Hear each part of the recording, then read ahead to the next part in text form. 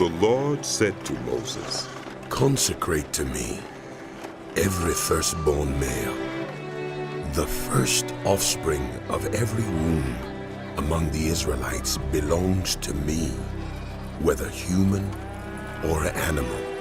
Then Moses said to the people, Commemorate this day, the day you came out of Egypt, out of the land of slavery, because the Lord brought you out of it with a mighty hand. Eat nothing containing yeast.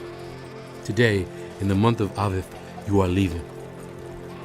When the Lord brings you into the land of the Canaanites, Hittites, Amorites, Hivites, and Jebusites, the land he swore to your ancestors to give you, a land flowing with milk and honey, you are to observe this ceremony in this month.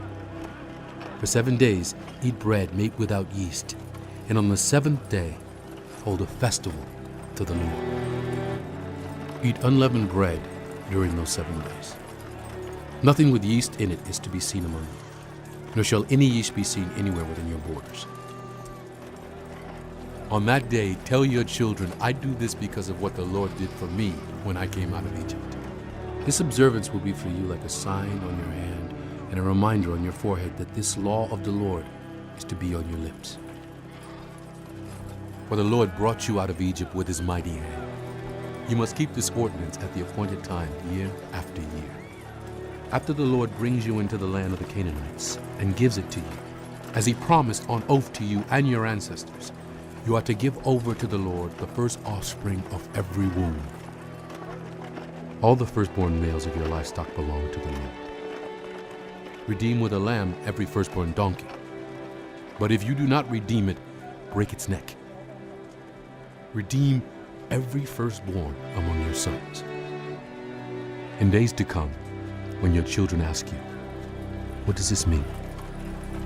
Say to them, with a mighty hand, the Lord brought us out of Egypt, out of the land of slavery.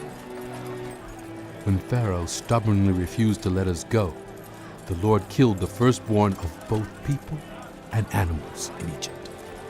This is why I sacrifice to the Lord the first male offspring of every womb, and redeem each of my firstborn sons. And it will be like a sign on your hand and a symbol on your forehead that the Lord brought us out of Egypt with his mighty hand. When Pharaoh let the people go, God did not lead them on the road through the Philistine country, though that was shorter. For God said, If they face war, they might change their minds and return to Egypt.